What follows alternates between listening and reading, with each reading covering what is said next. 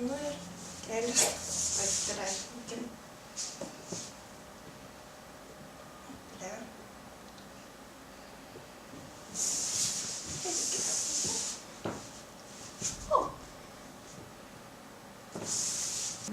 Labą dieną, aš esu Kamilė, esu aktorė. Man yra 28 metai. Laisvalaikiu mėgstu, priklausomai nuo metų laikų, rudenį grybauti, vasarą plaukioti, žiemą mėgstu žiūrėti serialą Draugai. Šiandien gaminsime tradicinę lietuvišką kiaušinienę. Kiaušinienę. Jums reikės 3 kiaušinių, svogūno, pipirų, druskos. Geriausia, jeigu kiaušiniai būtų kaimiški, iš babytės, arba šiaip, jeigu turite pažįstamų gyvenančių kaimų.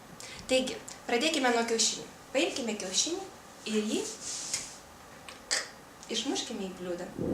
Antrą ir trečią suplakime. Lengvai supjaustykime svogūnus. Tai yra labai svarbu, ne per dideliais ir ne per mažais kubeliais.